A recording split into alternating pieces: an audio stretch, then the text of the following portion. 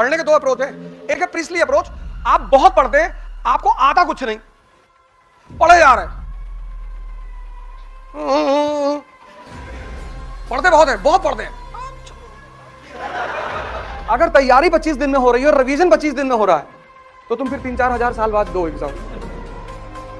तो रिवीजन का टाइम नहीं मिल रहा है। रिवीजन मतलब सिर्फ तथ्यों को देखना, और जिस दिन तुम जो पढ़ रहे हो, मतलब एक तरफ तुम आगे पढ़ रहे हो और दूसरी तरफ यहां पिक्चर बन रही है, उसके बाद तुम्हारा कोई कंपटीशन रुक ही नहीं सकता।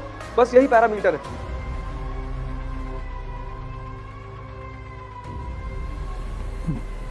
जय हिंद फ्रेंड्स।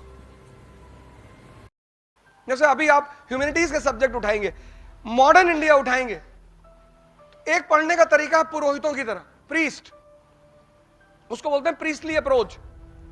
पढ़े जा रहे हैं,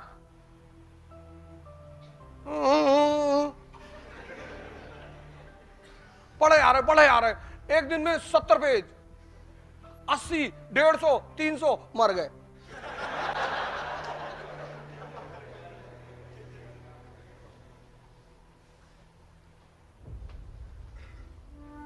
एक होता है सेंटली अप्रोच।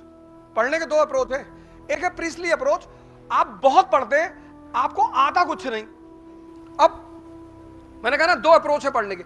एक प्रीस्टली अप्रोच, पढ़ते बहुत हैं, बहुत पढ़ते हैं,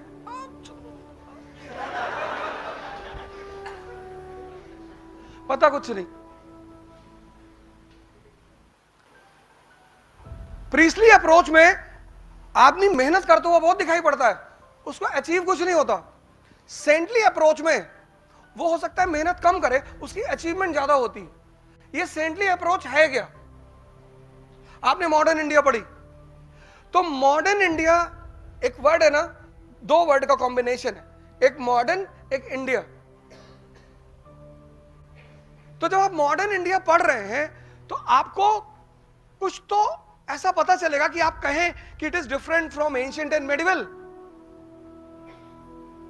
है ना। मॉडर्न इंडिया मतलब क्या? You completed modern India. तो when you completed modern India, there should be certain things which should be very much clear to you. क्योंकि अगर तुम ये समझते हो, अगर तुम समझते हो, तो तुम इंप्लीमेंट कर ले जाओगे। Study to work for what? Study to learn. Why? To implement. किताबें जरूर पढ़ो। आईएएस बनना है तो न्यूज़पेपर और किताब पढ़ने की आदत डालो। यूट्यूब के लेक्चर्स बहुत कम सुनो, मैंने कहा नहीं सुनो, बड़े अच्छे अच्छे लेक्चर्स पढ़े हुए हैं, बड़े अच्छे अच्छे टीचरों के पढ़े हुए हैं, तो सुनो, लेकिन किताबों को पढ़ने की आदत डालो। Because when you read the book, you have to connect the lines and create the story. तो तुम्हारा दिमाग जिंदा होगा। जब तुम किताब पढ़ोगे ना, तो तुम्हें सोचना पड़ेगा। तुम सीरीज देखते हो, तुमको मजा आता है क्योंकि तुमको उसमें सोचना नहीं पड़ता, कहानी अपने आप सामने खुलती चली जाती है। इसलिए गांव के लोग आज भी सिनेमा को देखना बहुत बुरा मानते हैं। 80 में तो खैर मानते ही थे, 90 में तो खैर मानते ही थे।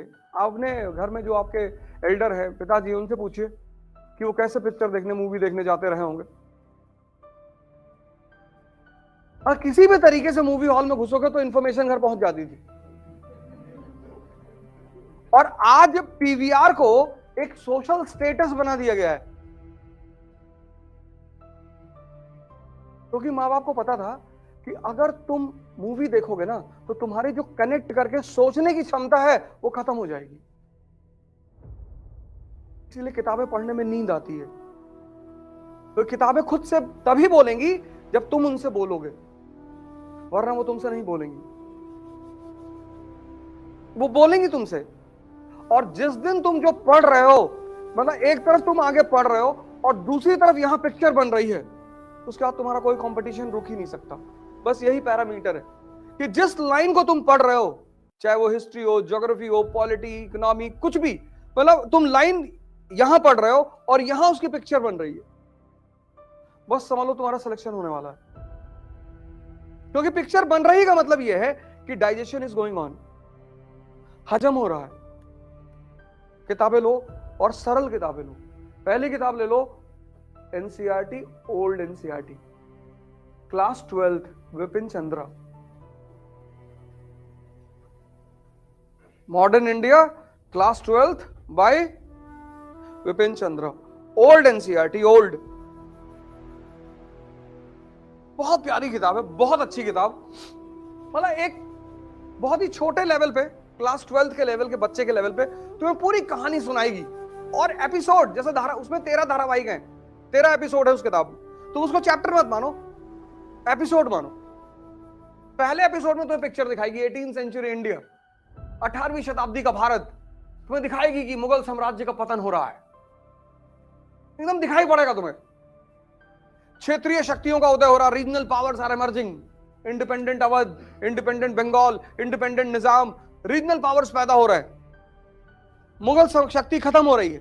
और सबसे बड़ी घटना जो मुगल शक्ति के पराजय को दिखा रही वो है 1739 का बैटल ऑफ करनाल, जब नादिर शाह ने मुगल बादशाह को मुर्गा बना दिया। किसको? मोहम्मद शाह रंगीला को। दिखाई पड़ेगा तुमको एकदम। पढ़ो मत,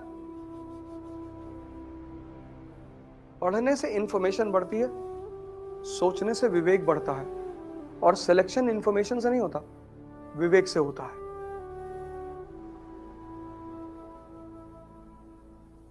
आज के दौर में लोगों के पास इंफॉर्मेशन बहुत है, पर सोचा ही नहीं,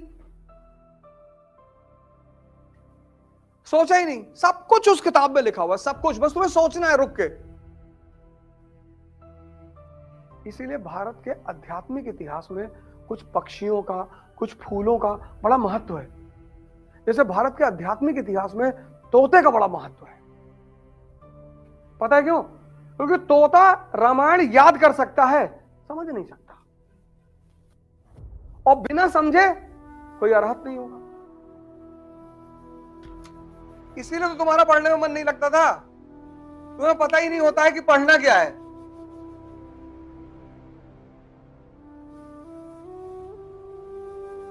तुम किताब पे किताब खरीदते, हर जिससे मिलते हो उससे कहते हो भैया कौन सी किताब खरीदो। और कबीर बहुत पहले कह गए थे कि पोथी पढ़ पढ़ जग मोह आईएस भयानक होए।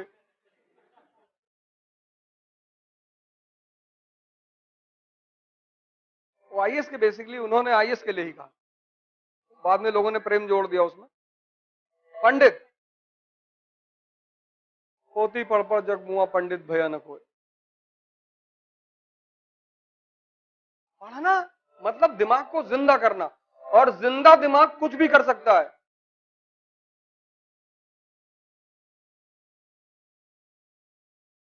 पढ़ना मतलब दिमाग को जिंदा करना, और जिंदा दिमाग कुछ भी कर सकता है।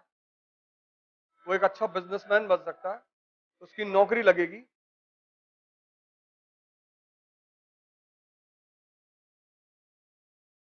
ये बात आज से पहले कभी सोची थी? और क्लास खत्म होने के बाद सिर्फ आपके नोट्स, मतलब once the class is over you should be completely prepared कि आप दोबारा इन किताबों को नहीं पढ़ना है।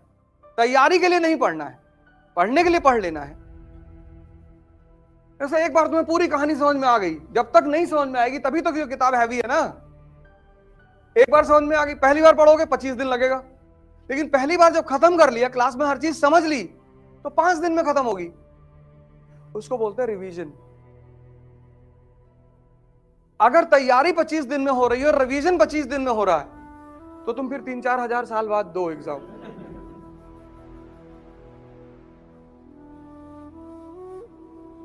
सर रिवीजन का टाइम नहीं मिल रहा है। रिवीजन मतलब सिर्फ तथ्यों को देखना।